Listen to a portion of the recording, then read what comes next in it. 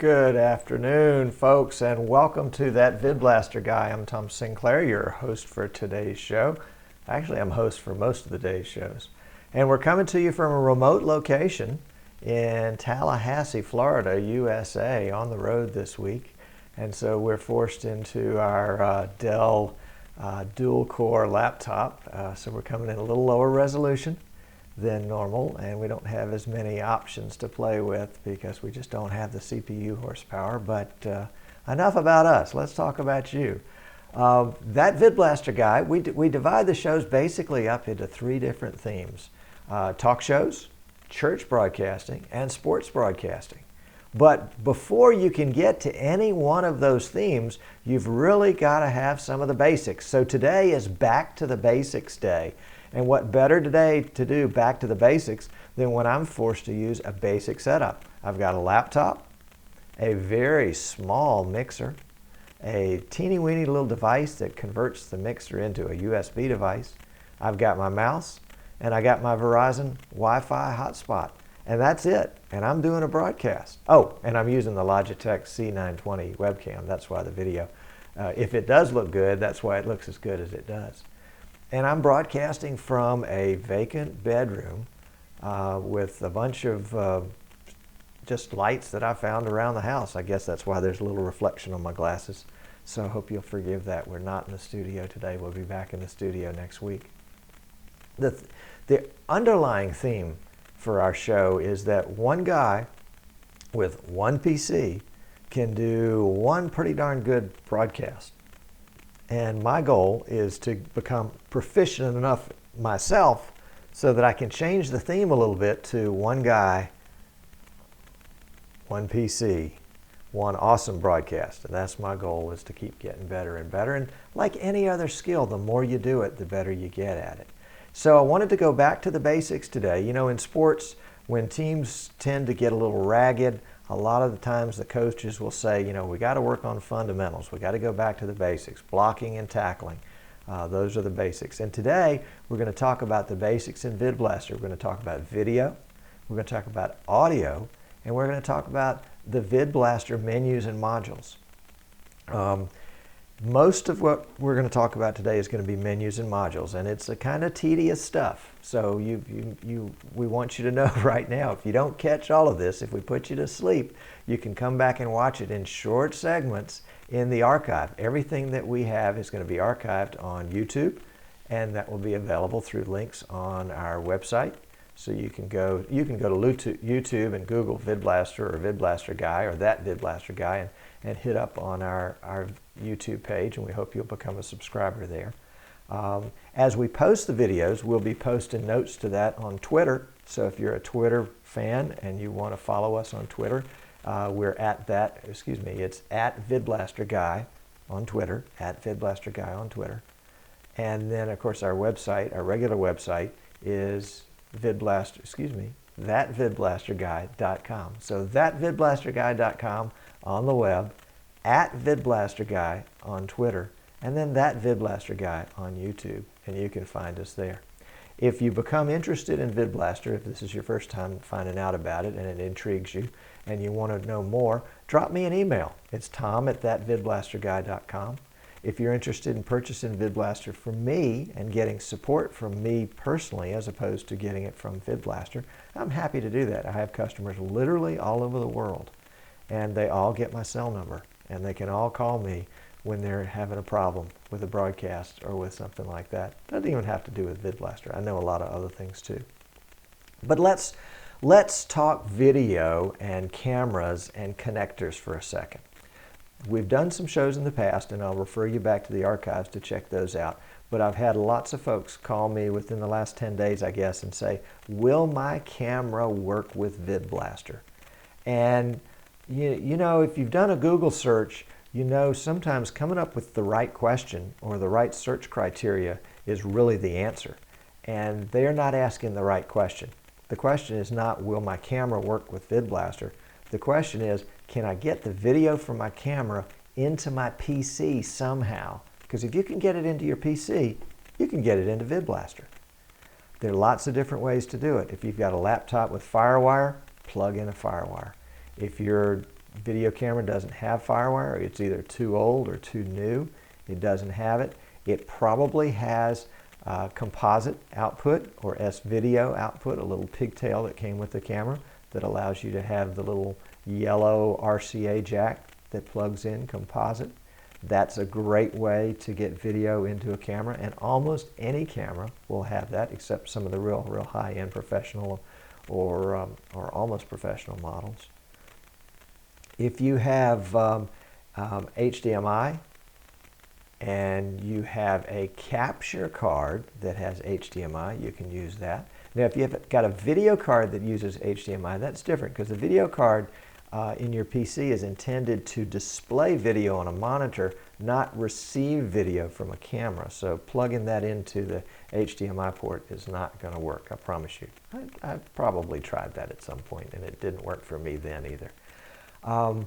If you've got other versions of cameras and other connectors, you may want to drop me a line at tom@thatvidblasterguy.com and tell me or show me a picture of what you got, and we can figure out how to get the video into your PC or your laptop, what's the best way to do that. And sometimes what the best way to do that really means is what's the cheapest, what's the least expensive way to do that, because I'm not sure that I want to spend $1,000 on a way to put video into a computer just yet until I really decide this is something I want to do.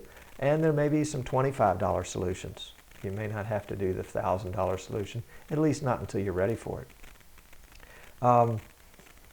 So that's cameras and connectors. Let's talk a little bit about audio and mixers. In VidBlaster, VidBlaster is kind of a hybrid in some ways. In some ways, VidBlaster works with audio, and in some ways it doesn't work with audio. For example, when it comes time to stream, VidBlaster will provide the video signal, but for the most part, it's expecting the audio signal to come from somewhere else, like a mixer. VidBlaster is not designed to use with a USB mic, for example, in a headset. VidBlaster is designed to use with a separate audio mixer. And if you go to the VidBlaster wiki, that's wiki.vidblaster.com, there's some great articles in there, one of them I wrote myself, about audio and mixers and how VidBlaster works with mixers. So I'm not going to go into that in a great detail right now, except to say that I had an email about this. No, excuse me, it was something on the VidBlaster forum, and that's forum.vidblaster.com. I'm one of the mods there, and somebody was having a problem. Their VidBlaster PC wouldn't record. It recorded last week, but it wouldn't record this week. And I had a sneaking suspicion that it had something to do with the audio module. And sure enough, they had used something differently and told VidBlaster that there was an audio device out there that wasn't there anymore. And VidBlaster won't record without audio, because VidBlaster does take the audio from your mixer when it makes a recording. That's how it gets the audio in there. But it doesn't take the audio when it's streaming. So it's kind of a half here, half not kind of situation with VidBlaster. So that's VidBlaster cameras and connections, audio and mixers. One of these days, I certainly hope to have on my show the guy that knows about 100 times more about audio than me, Mr. Mike Phillips, a real audio expert, electronics engineer, and just a generally good guy. And hopefully we can get him to come on the show and talk about audio and how to dial in your audio so that you're getting good audio, so that you're getting audio that doesn't sound like you're in an empty room somewhere, or doesn't have highs and lows that get in the way, or doesn't have a little static in the background. I don't know if you can hear static, but I'm hearing static in my ear sets right now that I think is from my little baby mixer. So we'll try to get Mike on the show at some point to talk about that, and maybe even have a call-in show where folks can call in with some questions for him about that. You can follow him at MC Phillips on Twitter and stay up with what he's doing. I think he's actually got a mic test online now where he's recorded audio from 5 different mics ranging from maybe $50 or $100 to over $2,000. And he says, can you hear the difference? Is that $2,000 mic that good? So follow him on Twitter, and you can get good knowledge about mixers and audio and microphones. There's a lot to it for sure. That VidBlaster Guy, 3 different themes: talk shows, computer broadcasting, church broadcasting, sports broadcasting. You can't do that without knowing the basics about VidBlaster. And so I wanted to prepare a tutorial on what VidBlaster, how it works, what the nuts and bolts are with it. Because if you're like me, I tear something out of the box, I put it together the way I think it should be put together, and then later on I end up reading the directions as to find out, oh no, that part A goes on this side, not on that side, and suddenly it works. But it's so much fun to play with it and try to figure out how it works. And one of the strengths, I think, of VidBlaster is that it works the way I think it should. You do something and it works. You click on a camera module and that camera goes to the program module. It's that simple. But sometimes different folks approach different things based on their background. So I wanted to do a couple of tutorials on the background of VidBlaster and how things work. The first tutorial is going to be on the menus. There are 5 command menus at the top of VidBlaster, and then each module has menus built into it. So beneath VidBlaster's seemingly simplistic veneer is a lot of power, but with power comes complexity. So I want to try to unravel some of that for you today. The second tutorial will be on modules, and we'll start out with the 7 modules that come to your screen the first time you start VidBlaster in the default profile. So let's see if I can queue up my menus right here, and we'll get that one ready. And this is going to be Menu Basics in VidBlaster. Hi, this is Tom Sinclair with another tutorial from That VidBlaster Guy. Today's tutorial is sort of a basic, sort of a primer. We're going to talk about the menus that are used in VidBlaster, menus and modules. And so what you see in front of you is the VidBlaster default profile. This is the way VidBlaster comes up the very first time. You can actually download VidBlaster, a free trial, from the VidBlaster support forum. That's forum.vidblaster.com, and go to the download section. We're currently, today we're using version 2.25, which is the latest beta. And we're going to address the menus at the top of the screen. So we'll go to File, and our menu there will be, we've got 4 choices. Exit on the bottom, Save Profile, Load Profile, and Clear Profile. Well, a profile basically tells VidBlaster which modules to load and which to use. And we'll say, let's do a Load Profile, which is our middle selection, and it tells us that this will remove 7 modules. So that's the 7 modules that we see on our screen right now, and that's okay because that's a default profile. And we'll go to our Profile section, which is in the VidBlaster subdirectory, and you'll see we've got several profiles here. The default profile, the one that we were just using, one called Home Streamer, Studio Recorder, NTSC, Studio Streamer, and then 2 that I've added for That VidBlaster Guy. And since we're doing it from a remote location today, these are our remote profiles. Well, we're going to just load up the default profile, which was the one that we just had in. So we'll click it and then click Open, and it'll basically reconfigure VidBlaster and bring it back to the default. You see the big one on the top left, that's the program module, or the window, where basically anything that is going to be streamed or recorded has to be in the program module. To the right of that is the audio module, and it says audio unavailable.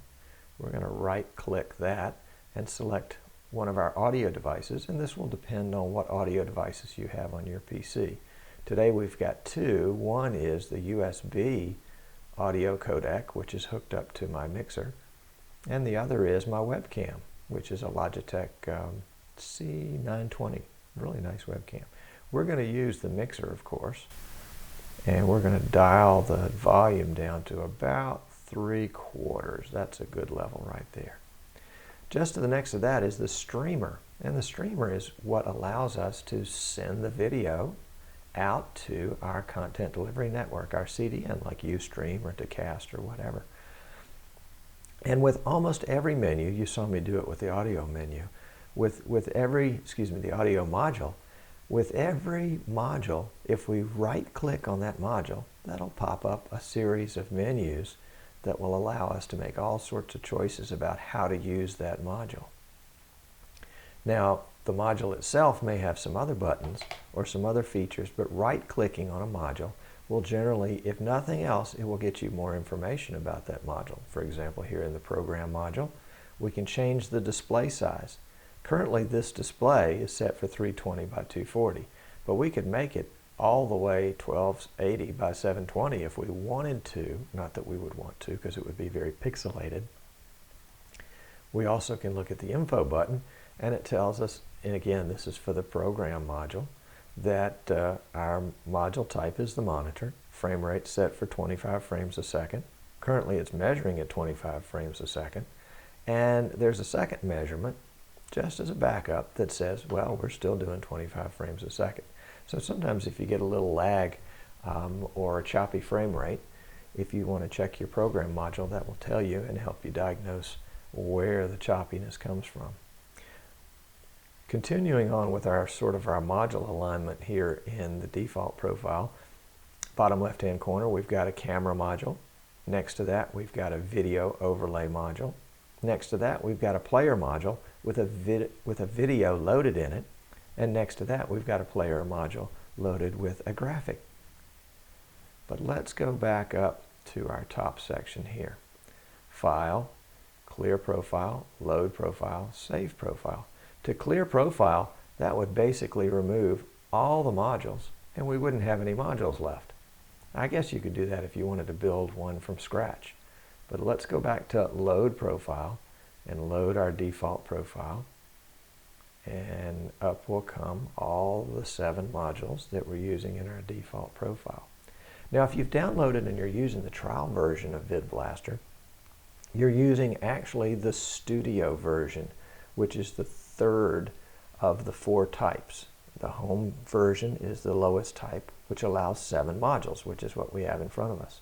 The Pro version is one step up from that, which allows 15 modules. The studio version allows 25, and then the top one in the list, the broadcast version, allows 50.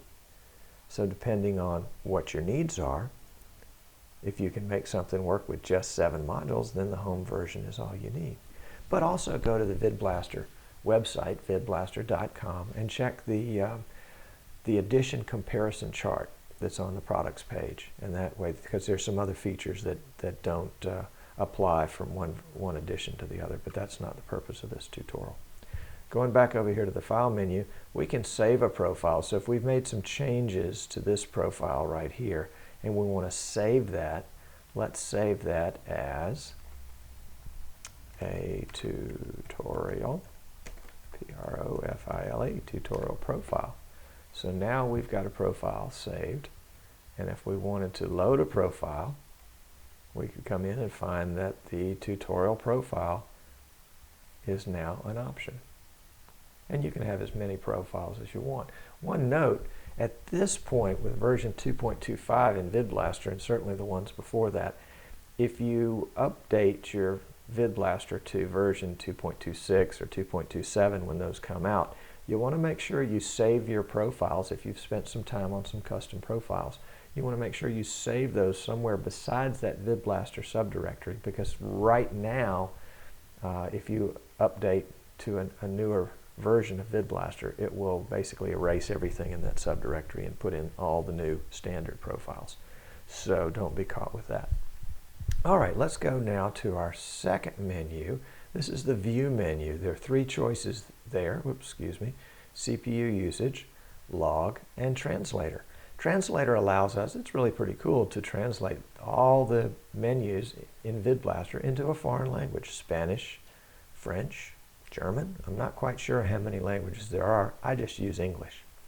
The log allows us to see a log of all the activity that went in VidBlaster. Every time we installed or added a module or deleted a module or started something or stopped something, that's saved in the log. So if you need to do some troubleshooting, you might want to save the log and let your reseller or the folks on the VidBlaster support forum take a look, and that might help with figuring out where a problem is. And then probably the most important one here on the View menu is the CPU usage menu. And that's going to pop up. Oh, we had it just out of the screen, so I'm going to drag it up here to the very top. And you can see currently now our CPU usage is about 50%.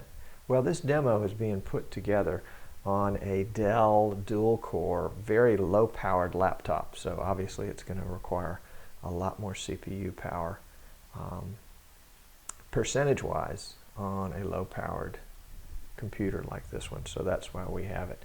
Now the CPU usage monitor is basically the average of all the cores. So if you've got an 8-core system or a 4-core system, this will be the average. Sometimes you'll have one or more cores that'll max out, and that might give you a problem. So you would want to go to your Windows Task Manager and check the individual cores there if you think you have that problem. This CPU usage monitor will pop up automatically if your CPU usage goes above this red line. The red line is 75%. But we're going to X out of it right now, so it's out of the way. And that's the View menu, CPU usage, log, and translator. The modules menu is really pretty short, but then again it's pretty long. We can add and remove modules. Here I can remove any of the 7 modules that I currently have on the screen, but I can also right-click one of those modules and remove that module right like that. So there, the streamer module is gone. Let's put that back. So we'll go Add and scroll down to Streamer. There we go. And we'll put our streamer module back because we might be needing that shortly. But modules, Add. You can see there are lots of modules. There's an audio player, 2 different kinds of camera modules, a diagnostic module in some of the versions. I don't know that the home version has it. An external controller module. If you wanted to use an external controller, I think the Novation Launchpad is the only one currently that VidBlaster works with. There's the MPEG recorder and the MPEG 2 player, a player and a playlist, PowerPoint, the preview module, the recorder module, the RT, SP, RT, MP in module, scoreboard module, still store, which basically allows you to take a quick picture of whatever's in the program module, the streamer module, the TCP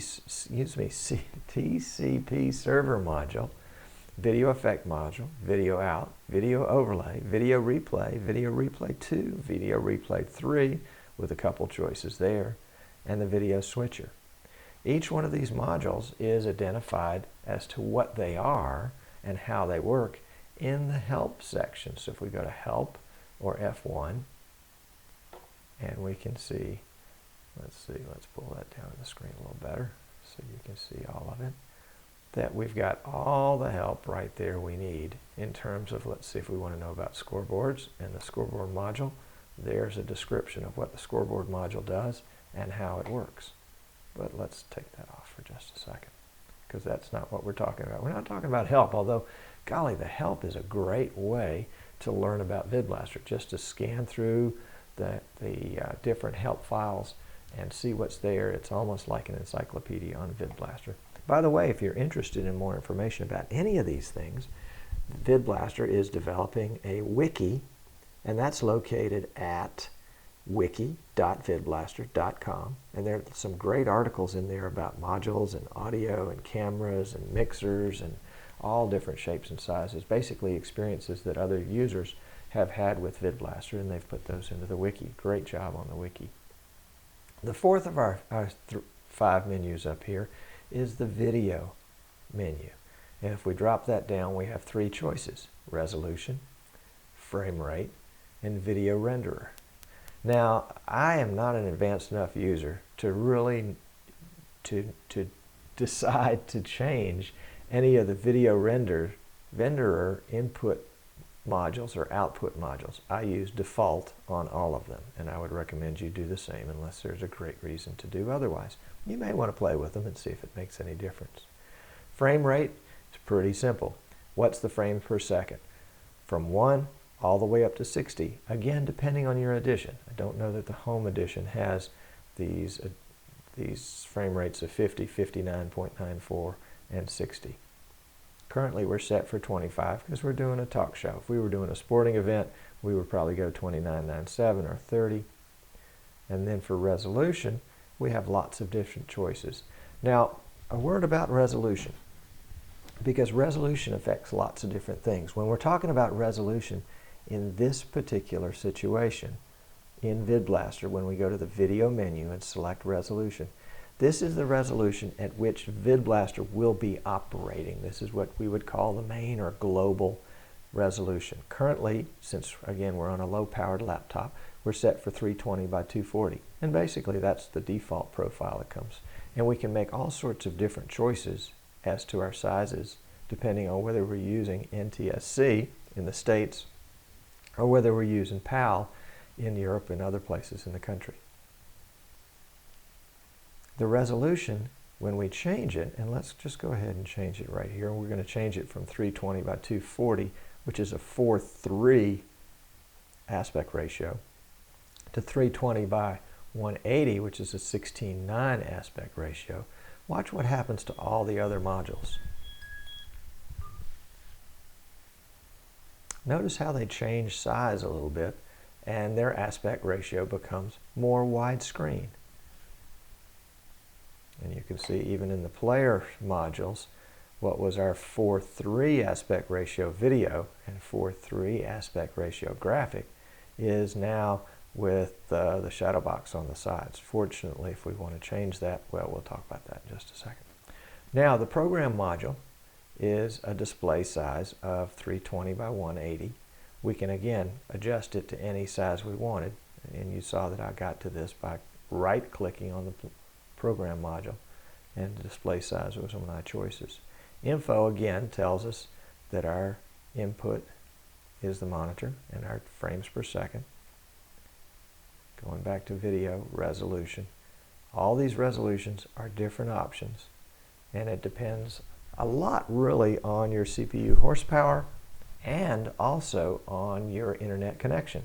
You wouldn't want to come down to full HD 1920 by 1080 and do full definition or full resolution HD if you only have a laptop or if you have a very, very slow internet connection. It just won't work.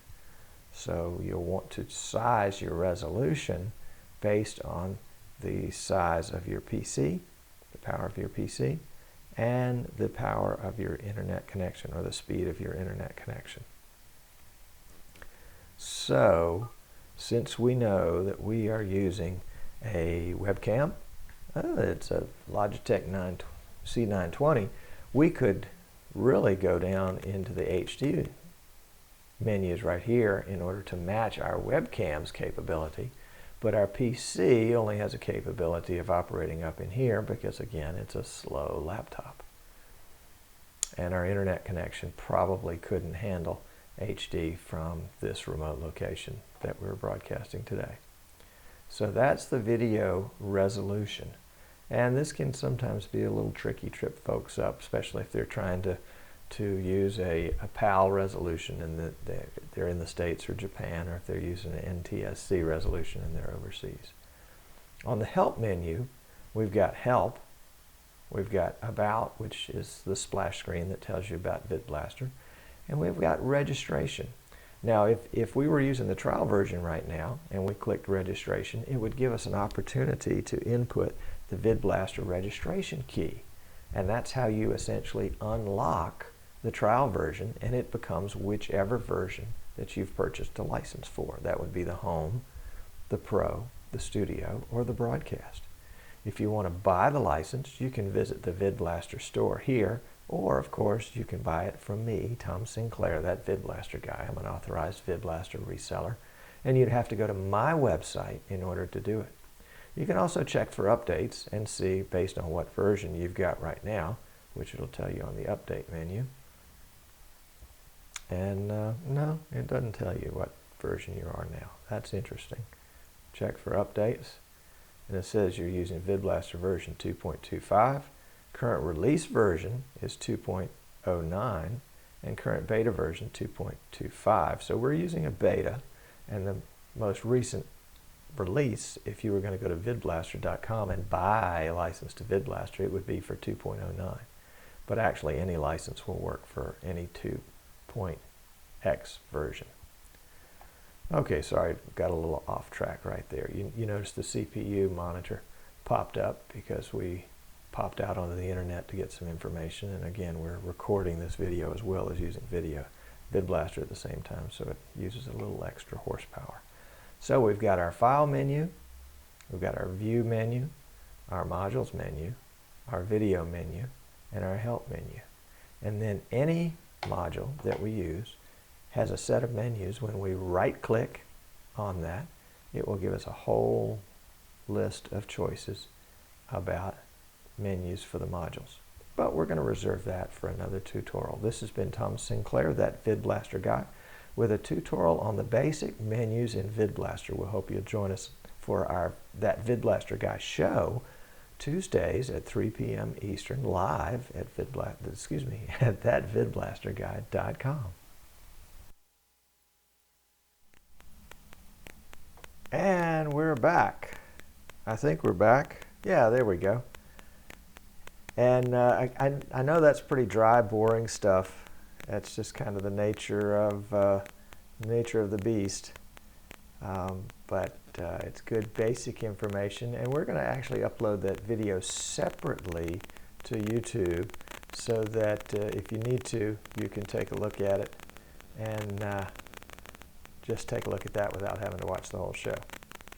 The next module that we've got that's coming up that I think is going to interest, or excuse me, the next tutorial that's coming up that I think is going to interest you is how to use modules. And these are the modules that again come up in the default profile when you first start VidBlaster. And how do they work? What's going on behind the scenes? So let's take a look at those. And this is basic VidBlaster modules. Hi, this is Tom Sinclair, That VidBlaster Guy, with another tutorial about VidBlaster.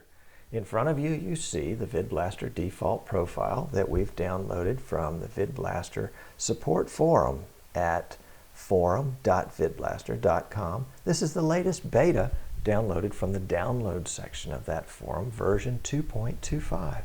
When you start the program for the first time, this is what it looks like, except yours, if you don't have a licensed version, will have a little trial logo across the corner of the program window to indicate that it's not a licensed version. You can use the trial version as long as you want. So far as I know some folks have been using it for years, and that's no problem, no charge. If you want to purchase a VidBlaster license, you can go to the VidBlaster store at vidblaster.com, or you can buy it from me, Tom Sinclair, That VidBlaster Guy, in our store on our website at thatvidblasterguy.com. Today's tutorial is about menus that are built into modules. On an earlier tutorial, we had the menus, the 5 menus that are across the top of VidBlaster right here, so we won't go into those. But you see on the screen 7 different modules. This is the default profile that loads when you load VidBlaster. Each of these profiles you can get additional information and do things with these these modules by right-clicking them. So we're going to right-click here in the program module, and you see we have 3 different options. The bottom one is to remove this module, which in this case we wouldn't want to do. The second one is info, that will tell us about the module. It says the module type is a monitor, that is, we can see it. It's a monitor where we can see what's going on. The frame rate is set at 25 frames a second. We're measuring 25 frames a second, so there's no lag or chop. And in fact, we have a secondary way of measuring, and that also says 25 frames a second. So if you're having problems with choppy video, check your program module and see if the frame rate that's set is the same that the frame rate is measuring at, because you may have a problem not with VidBlaster but with a camera or an internet connection or something like that. So we're going to click OK, and then go back and right-click on Program. And then Display Size allows us to change the size of the program module. If we wanted it to be supersized so we could see it from across the room, we might set it for 640 by 480. And when we do, you'll see it takes up all of the screen that we have right here. Well, that's okay. We can maximize our VidBlaster window and drag this program monitor out of the way, and then rearrange our other modules so that we've got room for this program window. Or we can make it go back to auto, and that would be the size that we were set in our video resolution, which is 320 by 240. And that's just what happens to be set in the default profile. You can set it for anything you want. In fact, if we set 640 by 480, it would change the program module automatically to 640 by 480. We wouldn't have to do that manually right here, as long as it's set for auto. So that's the program module. We'll slip it back into its default position so that it looks like what everybody expects when they open their VidBlaster for the very first time. Next to that is the audio module, and you notice how it says audio unavailable. What that means is that VidBlaster says, hey, you haven't told me what audio you want to use yet. So if we right-click in this audio module, it'll say audio device. That is, what devices are available in your PC to be inputs to VidBlaster. And currently with the PC that we're using here for this demo, which is a small underpowered laptop because we're in a remote location today, we've got a microphone, USB audio codec, and that's actually my mixer audio, a USB mixer. And then the other is the audio from my webcam, microphone HD Pro webcam C920. That's that Logitech C920, a great webcam, by the way. But we're going to select the USB because I know my mixer is attached there. And now it says audio, and I'm going to draw this volume control down to about 1/4 because that's about right for my PC. So if I right-click on that, I've got a choice of audio device. Audio input, you notice, is grayed out because that's not something that I'm using right now. And remove module would allow me just to take this module completely off the screen, again, which I'm not really interested in doing right now either. The next module to that is the streamer module. And the streamer module is what allows us to send the video from VidBlaster out to the world. It streams it out to the world. And there are lots of different ways we can do it. As we right-click that module, you see the first choice is to stream to. And there are lots of choices in stream to, including some predefined CDNs, livestream.com, ustream.tv, bamboozer.com, and justin.tv, as well as a Windows media server, network port, flash media server, and virtual video device. Now, the CDNs I'll let you explore a little bit on your own. The virtual video device would be a way, if you are going to use Flash Media Live Encoder separately, that is on its own, and you wanted to get the video out to Flash Media Live Encoder, you would set VidBlaster to stream virtual video device. I'm going to click down here at player to put it in the program window so that when I click start on the streamer, you see that now we're sending to a virtual video device, whatever's in VidBlaster. And if we had Flash Media Live Encoder running right now, we would see that same thing in the input window when we selected the VidBlaster virtual video device. We're going to stop that.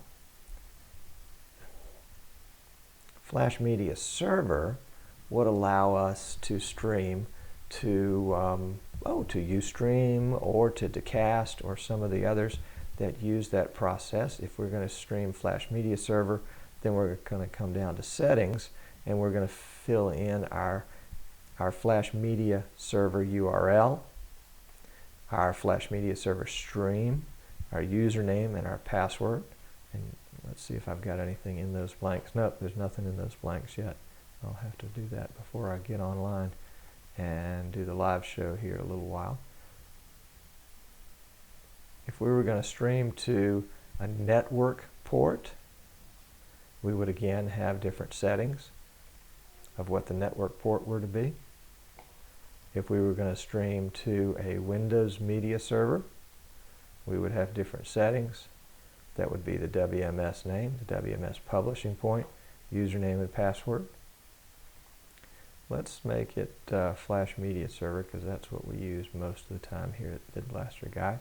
Video resolution is set for auto, and that means that whatever, and I'm going to scroll back over here to the video section, whatever my resolution is here, right now it's set for 320 by 240 because that's what the standard is when you pull up the default profile in VidBlaster. That's what our current resolution is in VidBlaster. So the program module right here is set for 320 by 240. If I did a, let's see, a stream to a virtual video device, that would be 320 by 240. And if I'm streaming to Flash Media Server, the resolution is set for auto. Now I could set it for larger, but it would be extremely pixelated and wouldn't be a good idea. So for right now, I'm going to leave it at auto. Since I'm using Flash, that is, I'm actually using Flash Media Live Encoder on the command line format, so you don't really see Flash Media Live Encoder, but you certainly have to have it installed on your hard drive. I've got a choice of two codecs, the VP6 codec and the H.264 codec. Now I've used these and I've read a lot about them.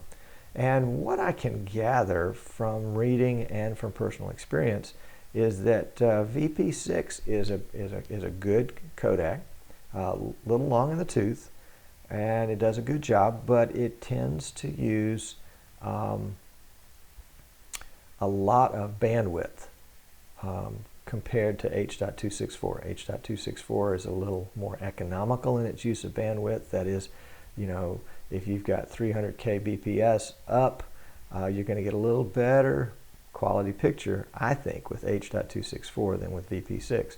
On the other hand, VP6 doesn't require quite as much CPU horsepower. And again, that's just sort of a seat of the pants, flying by the seat of the pants analysis by that VidBlaster guy. VP6 is a little gentler on the CPU. H.264 is a little harder on the CPU, but requires less bandwidth. So there's a little bit of a trade-off there. If you've got a really fast PC but a slow internet connection, you definitely want to go with H.264, and if it's just the opposite, VP6 may be the way to go for you. Stream quality allows you to adjust to whatever your bandwidth is. Currently, we're set for 296 kbps, and that's a combination of 200 for video and 96 for audio. Now, that probably wouldn't be a very good stream. I would think, 300 is going to be about the minimum you want to get for a good stream. You can go all the way up to 3,000, at least with the broadcast version, which is what we're looking at now. And depending on the power of your PC and your internet connection, the more kbps you use, the harder you're asking your computer to work. And of course, you want to have about twice as much upload speed as what you're planning on, because there are going to be peaks and valleys. If you test your upload speed and it comes in at, say, 600, just for the sake of argument, you know that there'll probably be times when your upload is only 400. So you really don't want to use that 600, 500, or maybe even that 400, 300 or 350 is probably a little bit more realistic. Anamorphic, you got me on that one. Never used it, not sure what it was, but it's in there, and if you know what it is and can use it, more power to you.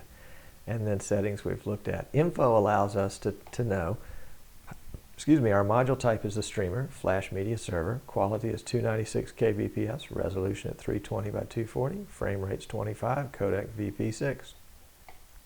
And even while we're streaming, we can check the information on this. So if for some reason we've forgotten what it is and we want to make a note of it, even while you're streaming, you can right-click here, check the info, and find out. And of course, we can remove the module.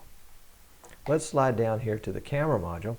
Well, before we do, let's pop up to modules, add, and you'll see there are two different types of cameras, camera 1 and camera 2. Camera 1 is the original camera module that VidBlaster was designed with way back before before version 1 for that matter. Camera Module 2 came along about a year and a half ago and has some other options. But let's start with Camera Module 1. Now you notice it says Camera 1 here. Don't confuse that with Camera Module Type 1.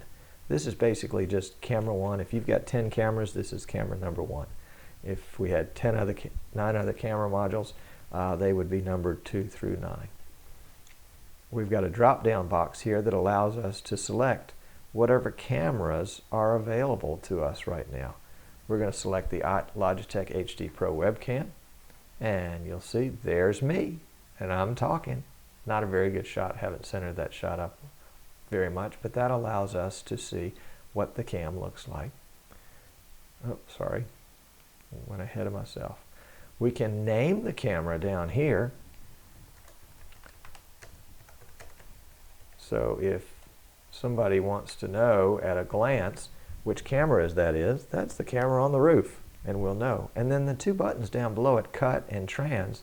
Cut allows us, let's go back over here and put this player graphic up there.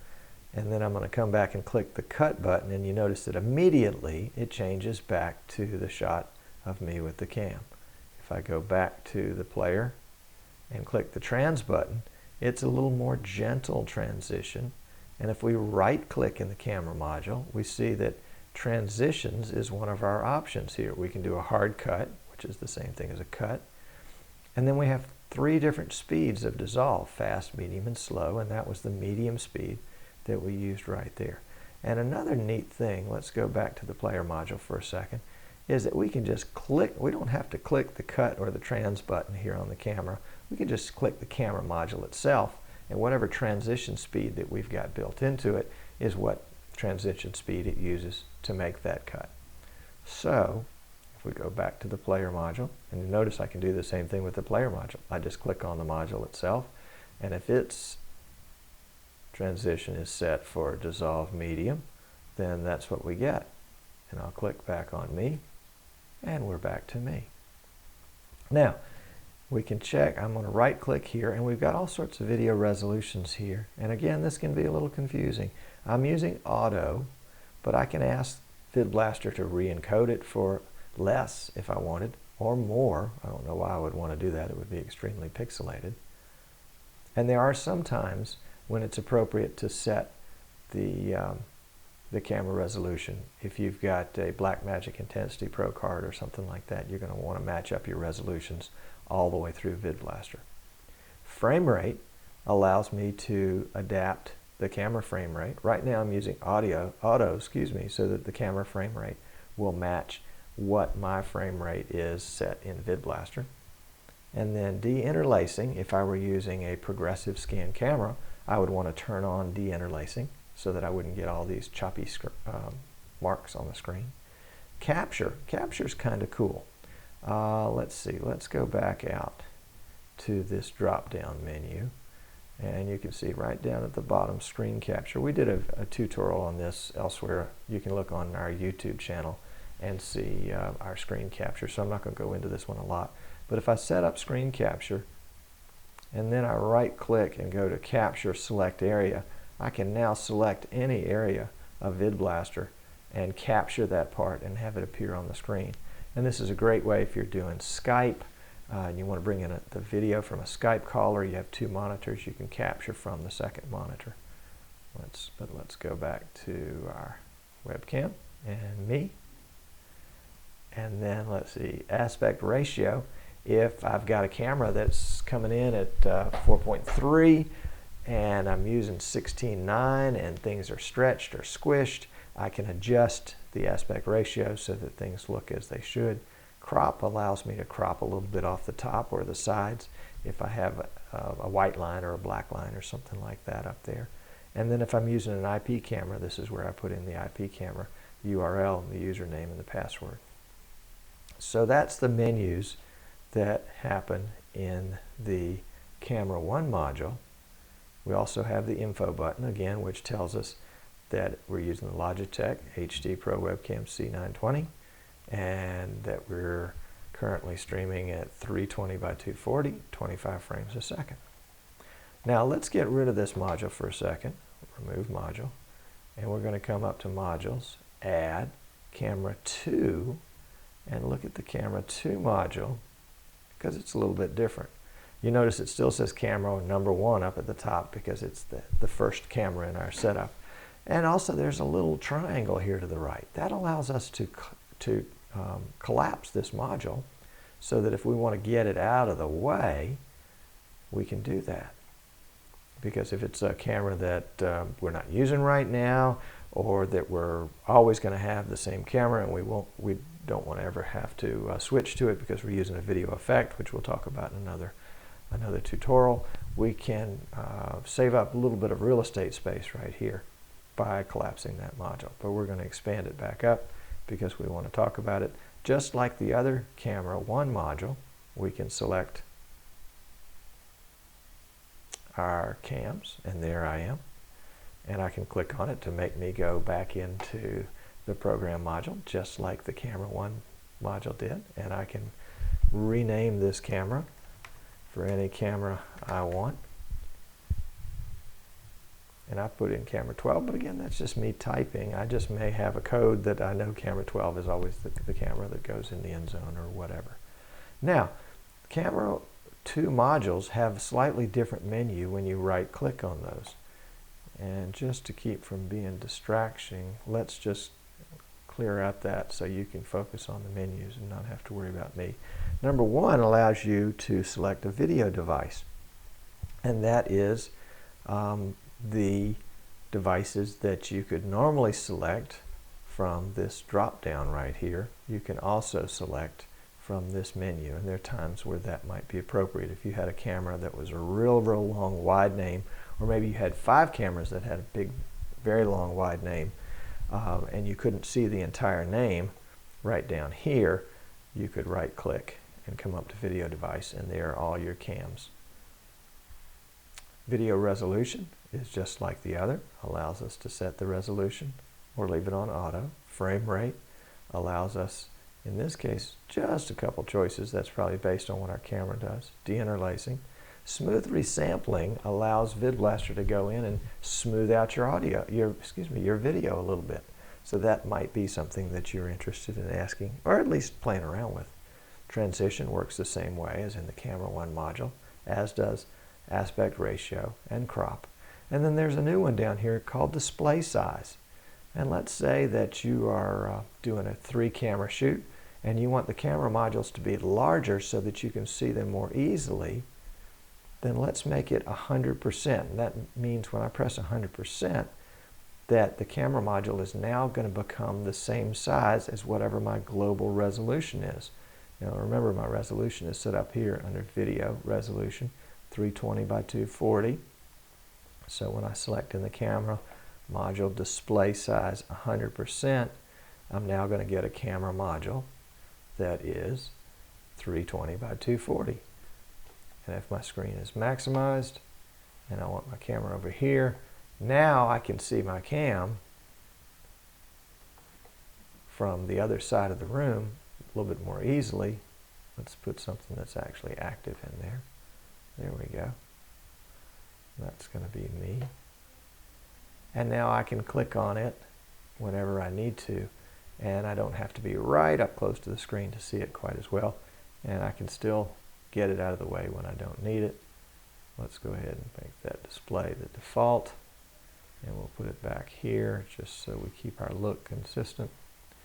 And there we're back to sort of the default module, and we're going to clear that module.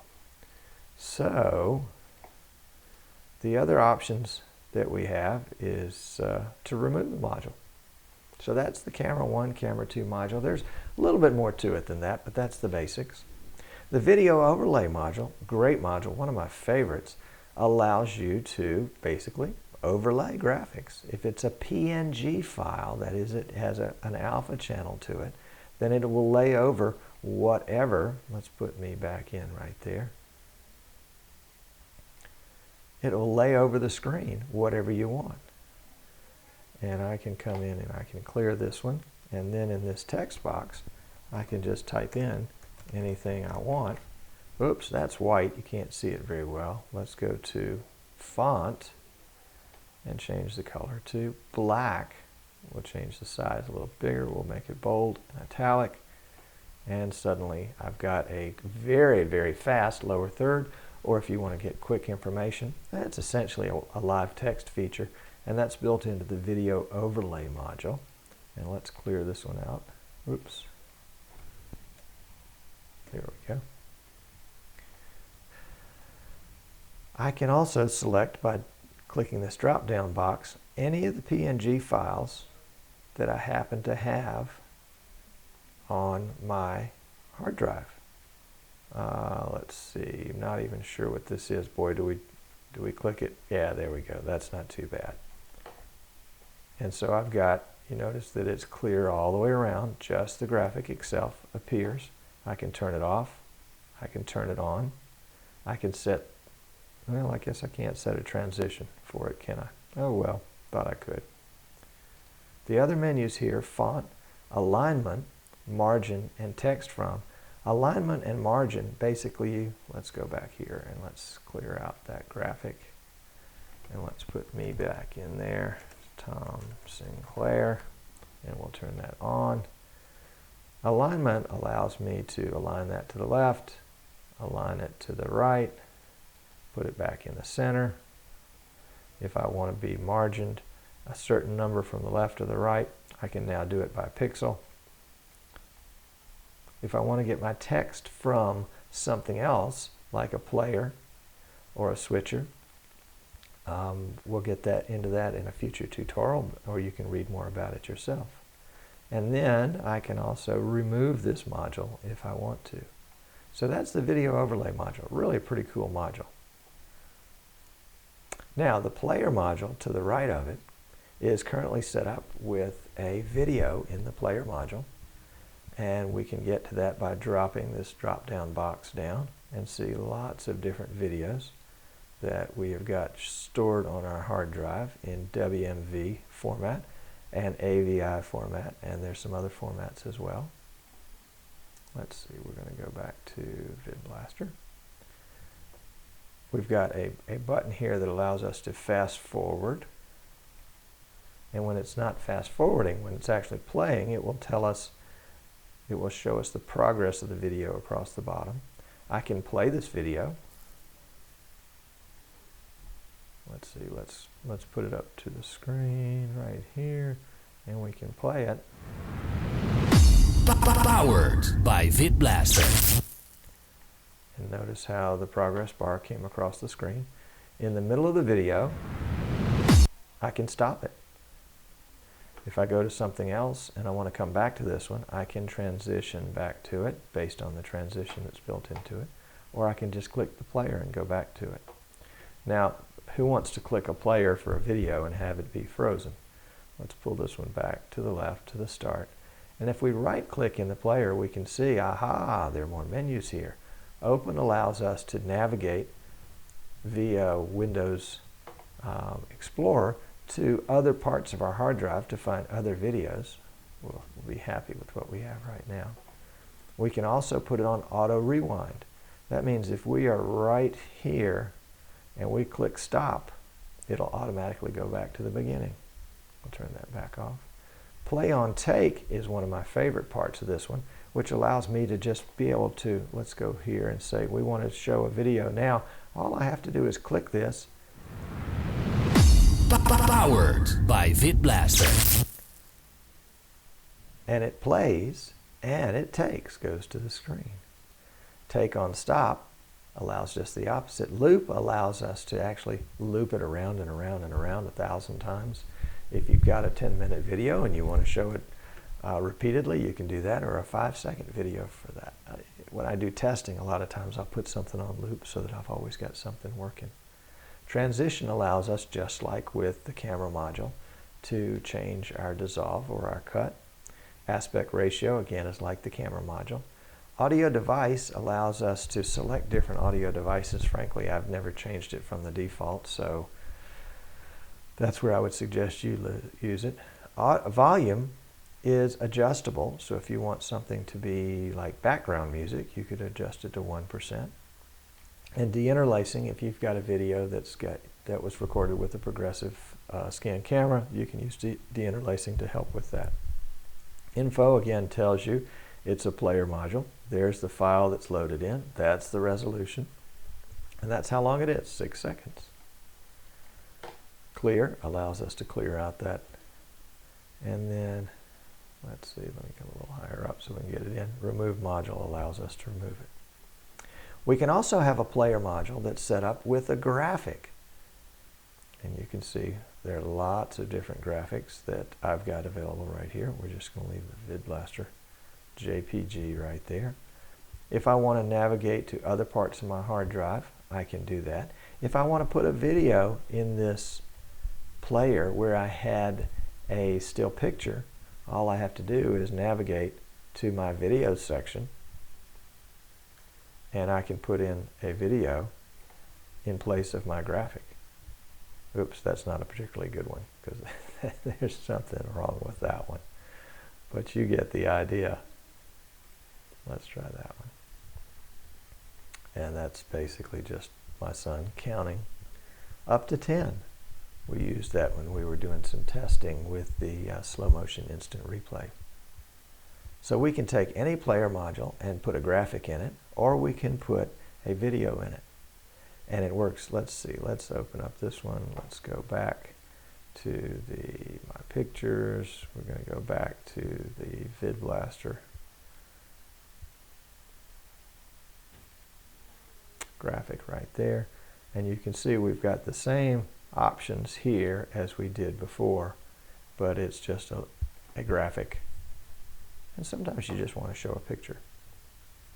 So this tutorial has been the basic modules that come in the VidBlaster default profile, and very simply as a recap, a lot of times there's information on the module that you can change, but on all the modules you can right click that module and get a pop-up menu that has lots more control over that module. That's modules and control in VidBlaster.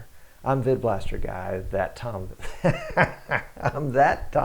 I am Tom Sinclair, that VidBlaster Guy, a little tongue-tied here at the end of this tutorial. It's been my pleasure to bring it to you today. You can catch us online, thatvidblasterguy.com, live on Tuesdays at 3 p.m. Eastern, or in the archives. If you're interested in purchasing VidBlaster from me, I'm an authorized reseller. Drop me a line, and we'll talk about which edition is best for you and how we can best do it. Or you can just go to our store here at thatvidblasterguy.com and buy it right there. Look forward to seeing you again soon.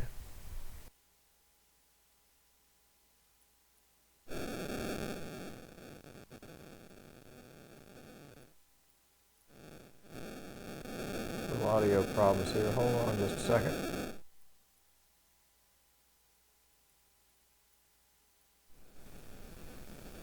There we go. Too many items too close to each other on a very small work surface. Well, delighted to have you tune in for the shows today for basics of VidBlaster. We will be posting these videos independently on YouTube later, as well as this show, so if you missed part of the show, you can pop back in and check it out. And we invite you to tune back in again next week on Tuesday, 3 p.m. Eastern Time, when we're back in the studio, and not sure what the subject will be or who our guest will be, but it's going to be a lot of good fun. It always is. I'm Tom Sinclair, that VidBlaster Guy. Thanks for tuning in.